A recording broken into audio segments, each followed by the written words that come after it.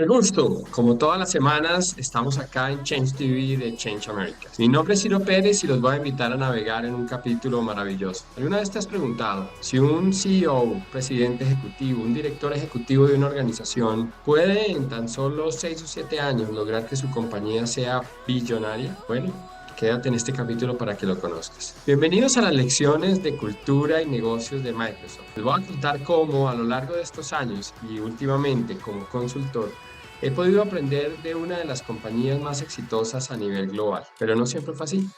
Bienvenidos.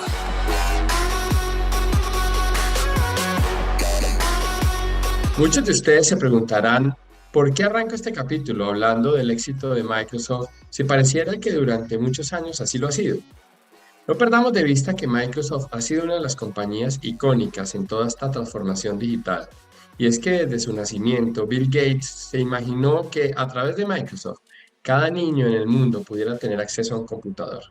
Posiblemente no ha logrado semejante propósito de transformación masiva, pero lo que sí ha logrado es que su compañía, con más de 118.000 trabajadores, de los cuales, no sé si sabías como dato anecdótico, que tiene la bobadita de 3 billonarios, óigase bien, 3 billonarios y 12.000 millonarios, ha logrado cosas fantásticas. No solamente ha logrado transmitirnos a todos nosotros esa necesidad de ser más digitales, sino que ha logrado que este mundo tenga mucho más acceso a productividad a través de sus herramientas, a gamificación a través de sus empresas de juegos y en general a un mundo más digital.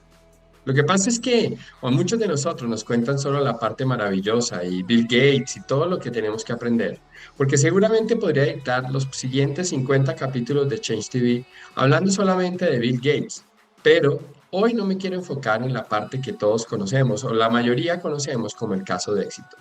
Hoy quiero contarles cómo una organización que ha sido maravillosa no siempre ha tenido momentos felices. También ha tenido turbulencia. Y es que no sé si ustedes recuerdan que precisamente una de las cosas que me pareció absolutamente maravilloso es empezar a pensar cuántas veces al día yo utilizaba tecnología Microsoft. A veces no somos conscientes que compañías de este tipo de talla mundial son compañías que han permeado el día a día. A veces no solamente la jornada laboral, sino también la jornada vespertina. No solamente trabajar, sino también hacer tareas con tus hijos o participar en una red social. O cómo no, estar tratando de evolucionar en este mundo loco que nos tocó. Estoy seguro que muchos de ustedes se han preguntado qué aprender de Microsoft. No solamente porque Microsoft, y tal vez una de las grandes reflexiones que tuve al hacer este capítulo de Change TV, fue darme cuenta que Microsoft ha entrado en la vida de todos nosotros, de nuestra familia, de nuestros hijos, de nosotros. No solamente en el trabajo, en el colegio, sino en actividades tan básicas hoy en día como, por ejemplo, conectarse con otros. Microsoft es un ejemplo maravilloso que nos muestra que todo puede ser color de rosa. Sin embargo, a veces también tenemos que darnos cuenta que para lograr esos éxitos también hay momentos muy difíciles. Imagínate por un momento que el famoso logo de Microsoft, el logo de Windows, empezara a reflejar lo que es realmente la empresa por dentro. E imagínate que ese reflejo tuviera una imagen como estas. Para los que nos están acompañando en Spotify, imagínense ustedes una imagen en la cual cada una de las áreas de la organización juega a lo que podríamos llamar una cultura pistola o una cultura granada. Y es que esta gráfica la saqué precisamente de sus propios diagnósticos de Microsoft, que tienen en la nube conferencias maravillosas de cómo ha ocurrido su transformación cultural. Microsoft, una compañía exitosísima, tuvo el privilegio de ser una de las primeras compañías en volverse worldwide en temas digitales. Pero también ese crecimiento excesivo puso a, ¿cómo no?, afectar personas no solamente al interior de un área, sino entre las áreas. Se convirtió realmente en una cultura de guerra, en donde todos se disparaban entre todos. Es así como en el 2014 Microsoft tuvo que hacer un alto en el camino. Interesante porque cuando se hace el alto en el camino pasaron varias cosas. Y una de ellas fue el retiro de su ex director corporativo. Veamos un poco de qué se trató esta historia. En el 2014, el grupo Microsoft o el grupo empresarial Microsoft se dio a la tarea de repensarse. Lo primero que hizo definitivamente fue imaginarse cómo podría ser el futuro de la tecnología.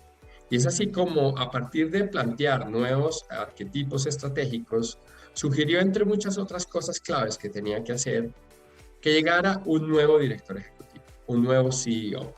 Y es ahí cuando Satya Nadella, que entró a trabajar en esta maravillosa compañía muchos años antes, fue nombrado por nada más ni nada menos que Bill Gates como CEO de Microsoft.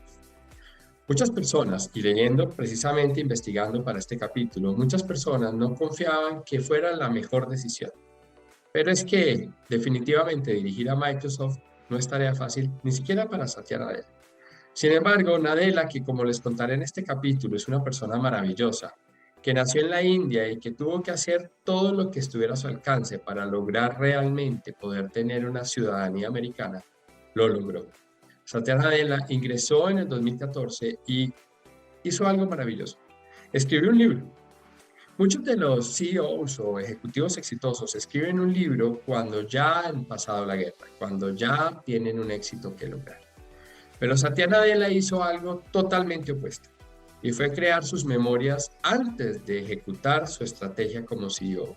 Para mí eso es algo absolutamente maravilloso porque él predijo el futuro en su famoso libro Hit Refresh o Dale Refresh. Recuerden ustedes que este libro tiene una analogía al browser o al mouse, perdón, que cuando hace doble clic refresca la pantalla. Satya Nadella sabía que tenía que ocurrir algo distinto, porque si seguían haciendo lo mismo, su cultura, llamémoslo de terror, iba a llevar a Microsoft a resultados posiblemente mediocres, como los que su anterior antecesor había logrado. Así que empezó un camino maravilloso. Por cierto, como en todos los capítulos de Change TV, les recomiendo podcasts, lecturas y libros. En este caso, el libro de Satya Nadella no tiene ni una coma para perderse. Me parece que, como lo dice él, es una recolección de meditaciones de un CEO sentado en la transformación. Me encanta eso porque definitivamente transformar una empresa, y más una empresa donde hay 12.000 millonarios. Por cierto, ¿alguna vez te has preguntado cuántos millonarios trabajan en tu empresa? Bueno, no sé si sea simplemente un dato anecdótico, pero me quedé pensando en eso porque dirigir a 12.000 millonarios entre 128.000 empleados no debe ser nada fácil. Definitivamente es tener mucho carisma, mucha capacidad, mucha inteligencia, mucho coraje para poder enfrentarte a un board de ejecutivos, a una mesa de trabajo en donde mucha gente, posiblemente que gana mucho más dinero que tú, fácilmente te puede cuestionar. Pero es que no solamente es porque tengan más dinero, es porque nadie niega que Microsoft tiene los mejores o posiblemente un equipo de ingenieros maravillosos, posiblemente los mejores del mundo, junto a Google, Tesla y otras compañías de talla mundial. Así que Satya Nadella la tenía difícil. Y es que cuando Satya Nadella tomó la compañía, recuerden ustedes que como economista me encanta analizar los casos de Change TV desde una perspectiva económica. Este es un caso maravilloso porque Microsoft tuvo un primer momento icónico cuando Bill Gates, a cambio de dirigir todos estos primeros años, logró convertirse no solamente en un billonario, sino que adicionalmente entregó en el año 2000 la famosa Microsoft, su famosa empresa de garaje, a uno de sus compañeros de vida, diría yo, a Steve Ballmer. No sé si sabían, y esto es un dato público, que hoy en día la mayoría de la gente no quiere saber de Steve Ballmer. Steve Ballmer se retiró, incluso compró un equipo deportivo en los Estados Unidos, pero eso es anecdótico. Lo que quiero mostrarles son datos y hechos. Durante el año que Steve Ballmer tomó la compañía y el momento que se retiró en el 2014, la compañía tuvo al menos resultados bastante mediocres. No solamente la acción de Microsoft no mejoró su precio, sino que disminuyó en el tiempo.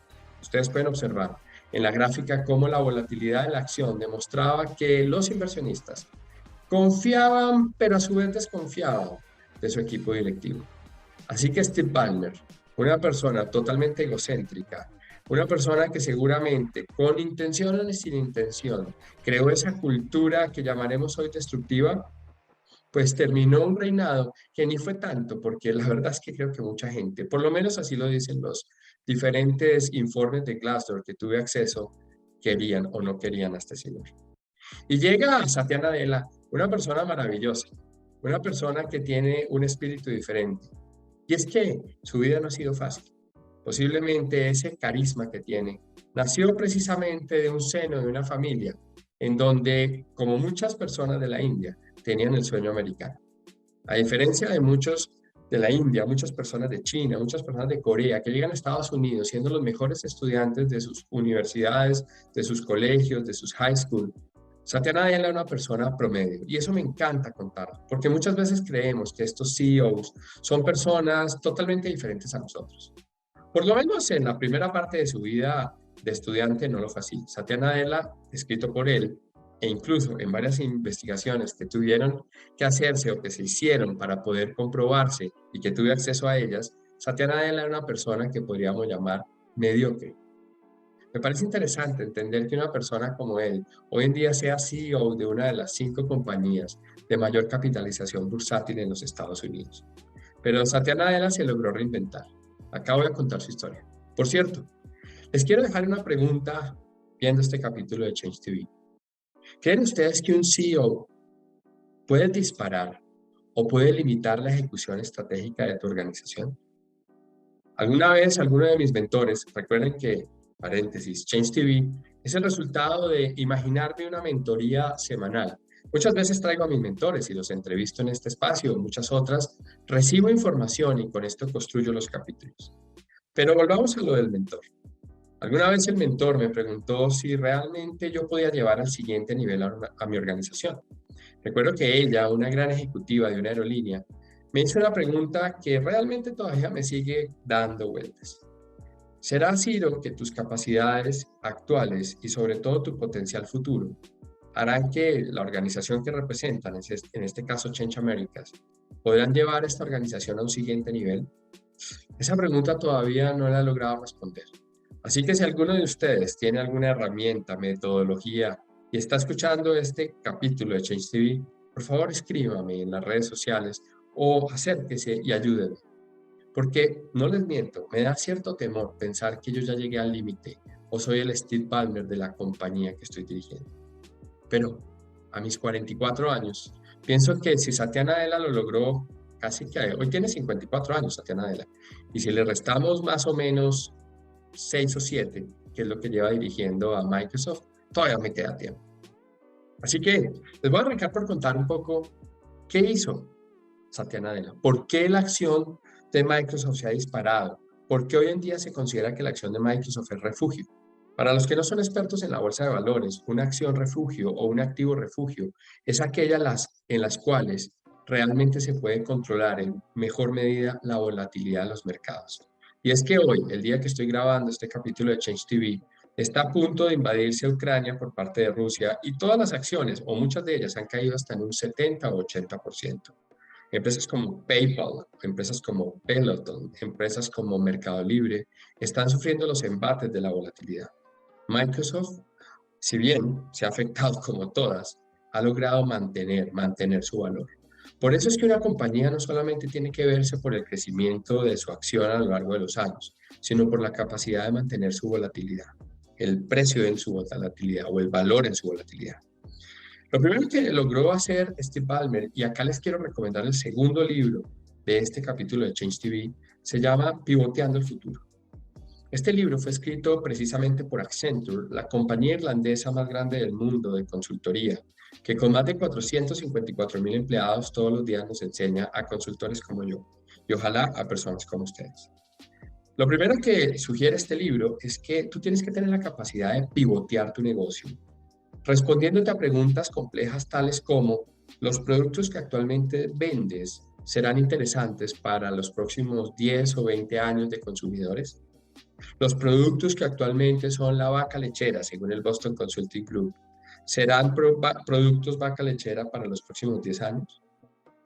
O tal vez, ¿cuáles son los competidores que van a ser los reyes del mambo en los próximos 10 años? ¿Y cuáles son los tipos de producto o modelos de negocio que ellos ofrecen?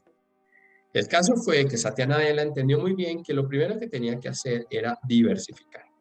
Una compañía como Microsoft, que tenía concentrado su revenue en productos típicos como Windows o Office, productos de productividad, se dio cuenta que la forma como estaba desarrollando su software, la manera como vendía sus servicios, donde se pirateaba a lo largo del mundo, pues no era necesariamente el mejor negocio. Pero adicionalmente entendió que el negocio exponencial no necesariamente era Office, y eso que lo es. El negocio fundamental era la nube. Hoy en día Microsoft es uno de los 3 proveedores globales más grandes de cloud o de negocios en la nube. Pero no siempre fue así.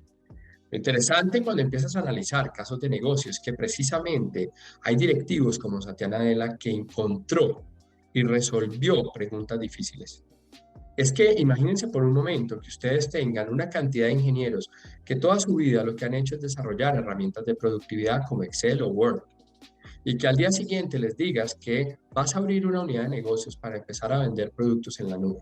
Eso es como hablar chino y japonés o chino y alemán. Muchas veces no se entienden los unos con los otros. ¿Cuántas veces en tu negocio quieres entrar a nuevos modelos o campos de juego, como lo llaman mis amigos de América Móvil, y no logras que tu cultura se conecte con esa idea? Hace unos años, trabajando en una empresa de celulares y telecomunicaciones, no América Móvil, otra. Me acuerdo que muchos de los ingenieros e instaladores pensaban que la fibra óptica era una moda y el cobre no iba a desaparecer. Me pregunto dónde estarán esas personas hoy.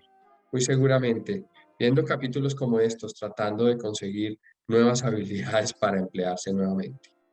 Es que pivotear el negocio es de las cosas más importantes que tiene que tener un equipo directivo. Y sí que es difícil. Compañías alrededor del mundo han demostrado que pivotear es muy complejo, porque cuando tú pivoteas o entras a otros modelos de negocio, tienes que cambiar todo el way of working. No es lo mismo vender hardware que vender software.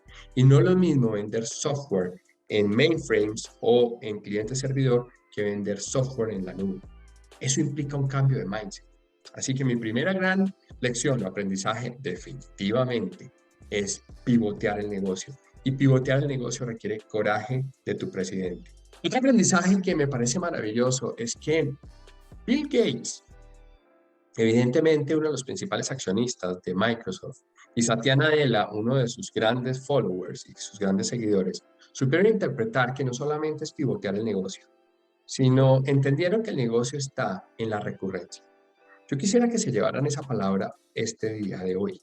No se trata de hacer negocios, porque mucha gente puede hacer negocios. Se trata de sostenerlos en el tiempo.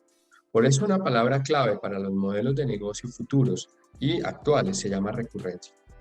Compañías como Salesforce logran que más del 75% de sus ingresos o de su revenue al año sean recurrentes. Por eso valen la plata que valen. Muchas compañías, me incluyo en ella, vendemos posiblemente muchos proyectos al año, pero lamentablemente no logramos la recurrencia. Por lo tanto, siempre arrancamos de cero. Microsoft, en su estrategia, entendía que la clave era convertirse en los reyes del ARR o lo que se llama el Annual Recurrent Revenue. O, en palabras más simples, ingresos recurrentes anuales. Piensen por un momento cómo un negocio como Xbox o como una plataforma como LinkedIn o como un servicio como Azure o como los servicios de Office 365 puedes empezar a convertirlo en negocios recurrentes. De hecho, tengo un gran mentor que espero algún día poderlo invitar acá, el presidente de una compañía Olimpia, una compañía en Colombia de tecnología, gran mentor. Daniel me dijo alguna vez o me preguntó por qué yo no era capaz de desarrollar productos de recurrencia. Y es que mi mindset, mi forma de pensar, no es recurrente. Hay que desarrollar esa mentalidad. Todos, cualquier producto, cualquier servicio es susceptible de recurrencia. Cualquier producto puede ser susceptible de tener un modelo tipo Netflix. Lo importante es empezar a entender esos drivers de negocio y empezar a implementarlo en tus modelos, en tus productos, en tus propuestas comerciales, en tu estrategia de pricing. Así que definitivamente Microsoft para mí es absolutamente exitoso porque hizo control al suprimir y empezó a cambiar, entre otras cosas, también su propósito. Fíjense ustedes cómo estas grandes ideas, estos grandes gurús que nos proponen que el propósito de transformación masiva es clave para una compañía exponencial, Microsoft es un ejemplo que así lo es. ¿Se acuerdan que les dije que Bill Gates había propuesto que quería llevar un computador a cada niño en el mundo? Bueno, con Satya Nadella se repensó el propósito y hoy en día el propósito tiene algo demasiado poderoso y es lograr que cada persona en cada organización del planeta logre más usando Office, utilizando la red social LinkedIn, que con 750 millones de hojas de vida es la red social de empleo más importante actualmente de Occidente. ¿Cómo yo a través de la gamificación, hoy que está tan de moda? De hecho, la última compra de 68.000 millones de dólares de Microsoft así lo demuestra. La apuesta hacia los videojuegos y sobre todo los videojuegos de recurrencia es toda. Entonces, tercera reflexión, ARR. Quiero no dejar pasar la cuarta reflexión y es que definitivamente Satya Nadella dice algo que me parece clave y es hay que refrescar. Conversando hace poco con el presidente de Microsoft para Colombia, persona que admiro, entre otras cosas porque además de ser yo proveedor de ellos, he tenido la oportunidad de aprender montones.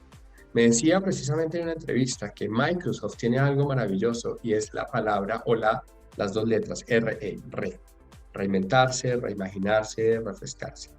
Y es que cuando Bill Gates utilizaba la famosa frase en sus reuniones, estamos a 2 años de quebrarnos o a 2 años de bankruptcy, me encanta, porque nos pone a todos a vibrar con el cambio. No hay nada más peligroso definitivamente, como decía un jefe mío, que ser exitoso. Por eso cuando Satya Nadella planteó el refresh, planteó que definitivamente la industria de tecnología o la industria en las industrias donde Microsoft compite, no respetan las tradiciones, realmente respetan la innovación. ¿Cuántos de nosotros tomamos decisiones, por ejemplo, de invertir en la bolsa de valores, comprando acciones de una empresa por sus éxitos pasados, sin darnos cuenta que las deberíamos comprar por sus éxitos futuros? Warren Buffett cuenta la historia que se demoró aproximadamente 3 años en armar su posición de Coca-Cola, las acciones que él tiene en Coca-Cola, que a la postre lo volvieron multimillonario. Pero Warren Buffett no solamente pensaba, es que Coca-Cola ha sido exitosa. Warren Buffett claramente tenía esa mentalidad de que Coca-Cola podía ser exitoso en el futuro. Cuando tú sientas y escuchas alguna podcast o algún YouTube, algún video de Satya Nadella, te vas a dar cuenta que es una persona que siempre está pensando en el futuro. Siempre está pensando cómo van a ser los ingresos de tu compañía en los próximos 30 años. Difícil desarrollar ese mindset, pero eso es parte de lo que deben aprender viendo este capítulo de Change TV.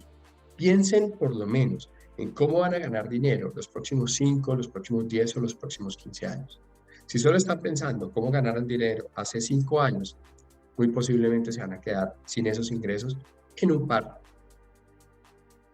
Vamos con el capítulo o la lección número 5.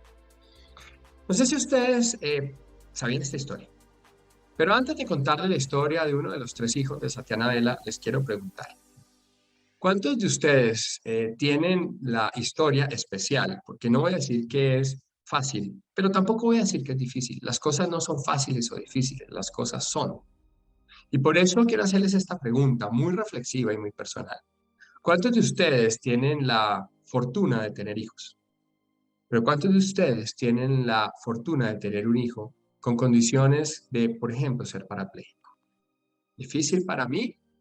Les puedo decir que aunque tengo la gran oportunidad de tener una hija como Martina, que hasta ahora es una niña absolutamente sana en su mente, su corazón y su cuerpo, pues definitivamente al leer la historia de Zayn Nadella, como les digo, el primer hijo de Satya, la verdad fue que me conmovió. Casi que con el ojo aguado tuve que entender que si yo hubiera vivido una experiencia como estas, no sabré cómo habría reaccionado. Lo cierto es que a Satya Nadella le dio algo que quiero que hoy anoten en la lección número 5, y es la empatía, y es entender que realmente ante todo somos humanos. La famosa frase de Satya Nadella, que la tecnología es nada sin un toque suave de las personas o de humanidad, lo dice todo. Obviamente, Satya Nadella comenta en entrevista tras entrevista que su hijo le dio esa sensación de vulnerabilidad, de entender que la tecnología podía ayudar a su hijo a ser mejor persona. De hecho, les cuento como anécdota que conocí o supe que muchas de las tecnologías, por ejemplo, de reconocimiento facial, muchas tecnologías, incluso inteligencia artificial, se prestan para que personas como Zayn Nadella, el hijo de Satya, las prueben. Tanto así que hoy con orgullo, Satya Nadella comenta que muchas de las casi 48.000, ojo con este dato, ¿no? Microsoft tiene más de 48.000 patentes. Y algo que me pareció fascinante es que Satya Nadella decía que muchas de las patentes de Microsoft se evalúan en personas de control como su hijo.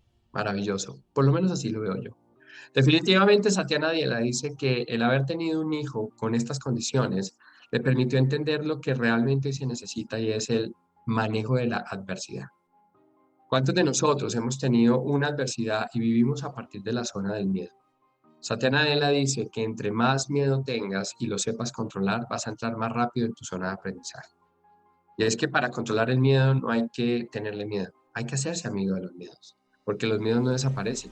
En el fondo, los miedos no son otra cosa que mensajes maravillosos que te quieren cuidar de algo o de alguien. Así que aprende a conocerlos. La sexta lección aprendida tiene que ver con el marco de referencia sobre el cual se hizo la transformación cultural en Microsoft. Les recomiendo este libro sin lugar a dudas. Tuve la oportunidad de leerlo y además de ver varios videos de Carol Dweck, quien es una persona absolutamente maravillosa. Psicóloga de profesión. Investigó lo que hoy se puede considerar el antes y después de la transformación cultural de Microsoft. Mindset, para que lo tomen nota, es el texto guía sobre el cual Microsoft empezó su proceso de transformación cultural. Para Carol Dweck, todos los seres humanos tenemos dos tipos de mindset o dos tipos de mentalidad. Lo que ella llama el mindset fijo y lo que ella llama el mindset de crecimiento o el mindset flexible. ¿Qué les puedo rescatar? Posiblemente en otro capítulo de Change TV profundizamos sobre ello, pero lo que les puedo contar es que según las investigaciones de Carol Dweck, todos tenemos en el cerebro, como lo manifiesta ella, zonas en las cuales se manifiesta el mindset fijo y zonas en las cuales se representa el mindset de crecimiento. Lo que plantea y parte de lo que hizo Microsoft fue involucrar a todas las personas dentro de su organización para que empezaran a comprender lo importante de, primero, reconocer en qué momentos, reuniones, tomas de decisiones, cualquier tipo de conversación que se tuviera con otro colega, estaba operando el mindset de crecimiento o en su defecto el mindset fijo. Y es que cuando tú aprendes a reconocer tu tipo de mindset, es mucho más probable que lo empieces a cambiar. Hoy en día, trabajando en el último año con Microsoft, particularmente en Colombia, les puedo decir con toda seguridad que todavía no he conocido a la primera persona que no hable de mindset. Es impresionante, ya lo tienen en su ADN. Es interesante como cuando tú conversas con una persona en Washington o conversas con una persona en Bogotá que trabaja en Microsoft, tienen absolutamente tatuado la idea de cambiar el mundo. Es que el mindset de crecimiento es un mindset de ver el vaso medio lleno, de ver las oportunidades, de verdaderamente construir proyectos de talla mundial. ¿Cuántas personas, compañeros de trabajo tuyo o incluso tú, tienen miedo de ser exitosos? ¿Cuántos de ustedes que me están escuchando tienen miedo porque el mindset fijo los llena, los convoca y los limita? Así que los invito a que se lean este libro. Por cierto, un dato anecdótico. Carol Dweck tiene unas conferencias para niños maravillosos. Métanse a la plataforma de BBVA, que es maravillosa. Se llama Aprendamos Juntos con BBVA. Y bajen los videos de Carol Dweck. No tienen pérdida. Si lo pueden ver con su pareja, con el papá o mamá de sus hijos, les digo, pagaron la boleta de este capítulo de Change TV. Así que aprendizaje número 6, mindset y mindset de crecimiento, comprendiendo que no es dual, no es el uno o es el otro, hay que convivir. Pero si 49 veces tienes mindset fijo, pero 51 tienes mindset de crecimiento, te van a recibir en Microsoft. Quiero, en esta séptima reflexión, hablar de disfrutar la espiral del cambio. Para los que me están escuchando en las diferentes redes sociales, pero particularmente en Spotify, quiero comentarles algo maravilloso. Muchos de nosotros, los que trabajamos en cambio y cultura, buscamos como, no sé, tal vez esa eterna juventud o el santo grial, tratando de manera equivocada, pienso yo, buscar ese momento cero o ese momento final en donde la cultura es perfecta. Lo cierto es que si tú manejas una organización como Microsoft con más de 128,000 empleados a la fecha, o una compañía como Amazon con más de 1.700.000 colaboradores, o una compañía como Change Americas con 100 personas, lo cierto es que no todo el mundo vive la cultura del tiempo. Y esto ocurre a lo largo del tiempo. Por eso los invito a que todos disfruten la espiral del cambio. Para Microsoft y para Satya Nadella, habían tres grandes componentes que eran fundamentales. Lo llamaron las tres Cs. unos nuevos conceptos estratégicos, unas nuevas capacidades en las personas y una nueva cultura. Curiosamente, de una vez les advierto que lo llamaron las 3 Cs, porque básicamente trabajan mucho con 3 componentes culturales que los veremos a continuación. Claramente, definitivamente, uno de ellos es tener un mindset de crecimiento. Pero la espiral del cambio es algo importantísimo. Si ustedes leen el libro de Satya Nadella, se van a dar cuenta que para los ojos de Satya Nadella, el mundo vive en una perspectiva de cambio y muchas veces nosotros los trabajadores queremos que sea estático. Es tan interesante esto que muchos videos en YouTube muestran cómo tú estás viendo una imagen mientras se cambia todo y no te das cuenta. Videos famosos en YouTube que demuestran que hay más de 100 cambios en una sola imagen y tu ojo o tu cerebro solo logra captar al menos 2 o 3. ¿Y saben por qué ocurre esto? Porque el cerebro tiene una capacidad muy limitada de reaccionar ante el cambio. Por eso mi invitación es ir agregando pequeños experimentos de cambio. De hecho, vamos a hablar en un próximo capítulo sobre lo que se llama Lean Change Management o cambio ágil, o cambio liviano, perdón. Porque cuando aprendemos a hacer pequeños cambios, vamos a empezar a trabajar lo que decía Carlos Centeno de Claro, PHBA, planear, hacer, verificar, actuar, pero en sprints de 15 días. Respeten y sobre todo disfruten la espiral del cambio y sobre todo promuevan. La lección número 8 me parece a mí maravillosa y sale del mundo del marketing, porque una de las grandes apuestas que tenía en su transformación Microsoft era comentarle a todos ustedes, a personas de carne y hueso que no son expertas en tecnología, realmente qué hace la compañía. ¿Cuántas de las compañías que ustedes tienen son demasiado complejas y que por ende muchos de los clientes no saben realmente cómo ustedes les pueden ayudar? He aprendido en estos meses, sobre todo trabajando para algunos clientes, que tenemos que entrar en la era, en la onda de lo simple y lo práctico. Entre más personas conozcan y entiendan tu producto, más posibilidades de crecimiento tienes. Para Microsoft, y aunque no es una estrategia única de Microsoft, los famosos evangelistas tech o tech evangelists hacen parte de la transformación cultural. ¿Por qué? Porque para Satya Nadella, la compañía tenía que convertirse o pasar de ser una compañía que lo sabía todo a una compañía que lo aprende todo. Lo repito, tu compañía, si quieres conocer algo o aprenderle algo a Microsoft, debería ser tu compañía una compañía que se crea, que se la sabe todas, a una compañía que es capaz de aprender de todo. Por eso los evangelistas tech son personas apasionadas con la tecnología, que entienden el fondo de los productos de Microsoft, pero que le ayudan a entender a una persona del común cómo usarlas en el día a día. Cuando tú entras a una tienda de Apple, por ejemplo, observarás cómo un evangelista de Apple te ayuda a comprar de la manera simple, simple y simple, costosa, pero simple. Lo mismo entendió Satya Nadella tenía que ocurrir.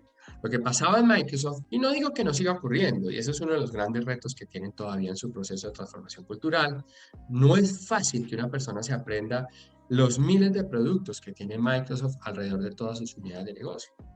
Pero en la medida que lo haga simple de conocer, es más fácil integrar soluciones, armar proyectos de talla mundial, en fin. Así que, lección número 8. Si quieres tener transformación cultural exitosa, busca evangelistas, busca evangelizadores, perdón, que ayuden a facilitar el entendimiento de todos los temas. Voy cerrando este capítulo hablándoles de lo que posiblemente más me gusta en los últimos años y es de la cultura. Definitivamente Microsoft le apostó después de hacer múltiples grupos focales con sus más de 128,000 empleados y curiosamente también sus robots, de eso hablaremos en otro momento, tratando de entender realmente cuáles podían ser esos atributos básicos, pero fundamentales para transformar la cultura. Así que decidió 3. El primero definitivamente es muy parecido a lo que plantea Jeff Bezos y lo que plantea Elon Musk. Ahí la verdad es que no me siento nada diferente, pero lo diferente es cómo lo aplican. Ser obsesionado por el cliente es una de las grandes premisas y promesas de la mayoría de las compañías. Es más, me atrevo a pensar que el director ejecutivo de tu compañía o la presidenta de tu empresa ha hablado de obsesión por el cliente en al menos 20 veces en los últimos 30 días. Lo que pasa es que hay una cosa muy distinta entre echar el cuento y vaya y hágalo. Ser obsesivo con el cliente es verdaderamente tener un backlog de mejoramiento, un inventario de mejoramiento semanal en función de generar valor al cliente. Mi esposa Catalina, que le invitaré en uno de estos capítulos para que nos cuente las travesías de convertirse en un gerente de Customer Experience y no morir en el intento, nos podrá contar un poco más de ello. Jeff Bezos tiene una historia fascinante, no sé si la sepan, y es la famosa historia de la silla vacía. Pero como hoy no hablo de Amazon, hoy hablo de Microsoft, les dejo esa tarea para la historia. Léanse el cuento de la silla vacía para que entiendan por qué estas compañías de talla mundial se obsesionan con el cliente. Número 2. La diversidad y la inclusión.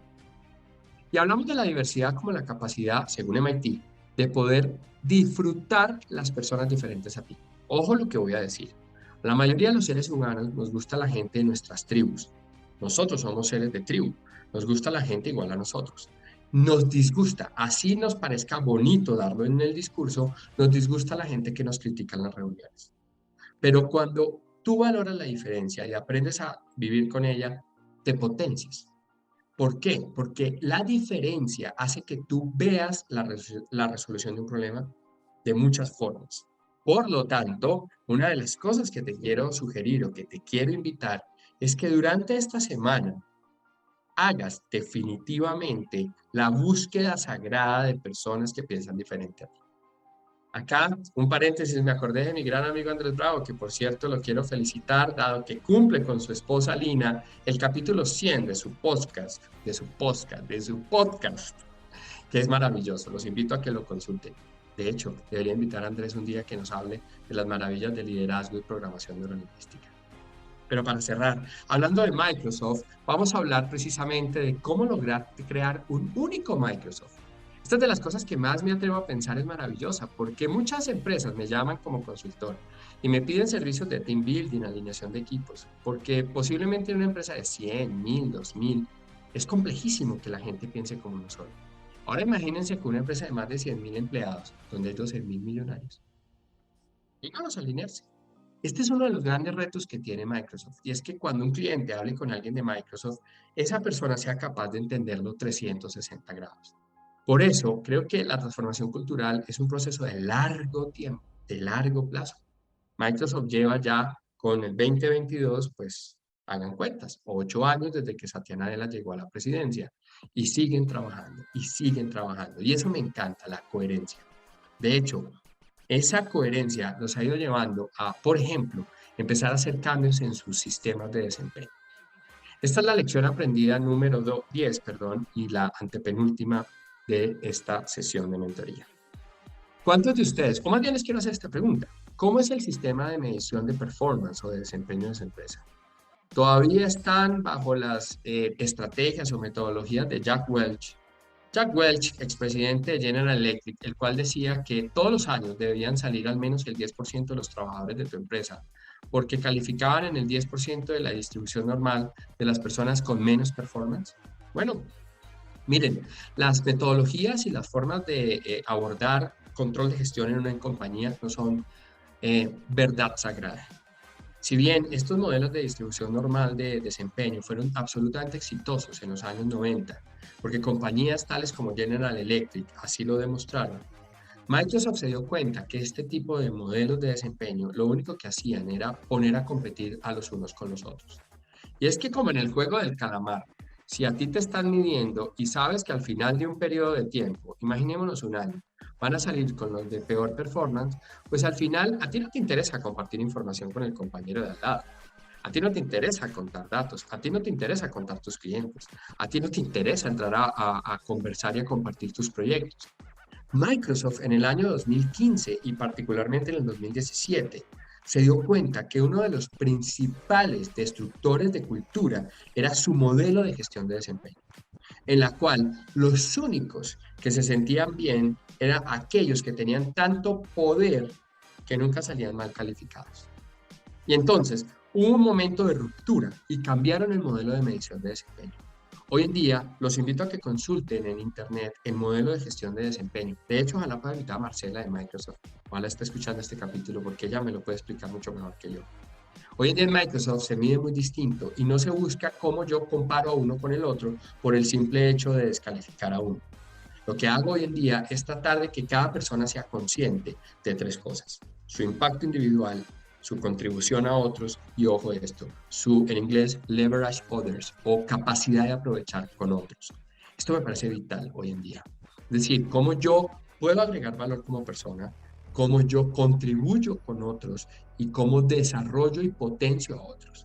Me parece maravilloso este modelo. Seguramente podremos verlo en otro capítulo en detalle, pero te quiero dejar esta reflexión hoy a ti. Tú eres lo que te miden. Por eso, ten mucho cuidado con los indicadores y con la forma como a ti te miden, porque eso se termina convirtiendo en la cultura tóxica o en la cultura de crecimiento. En el caso de Microsoft, según sus propios resultados, esto ha sido absolutamente ganador y contundente a la hora de trabajar transformación cultural.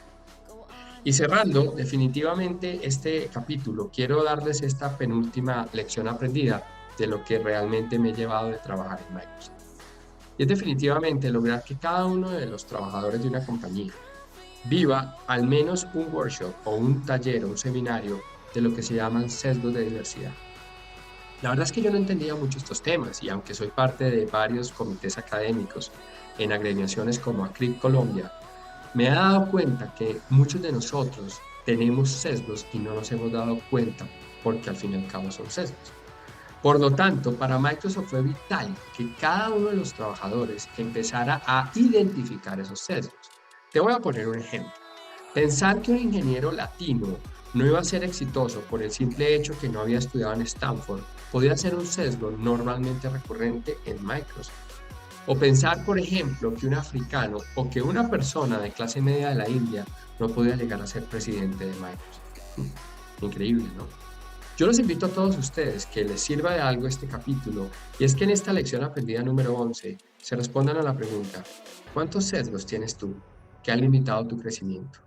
Porque seguramente tus sesgos te han llevado a tu límite de potencia.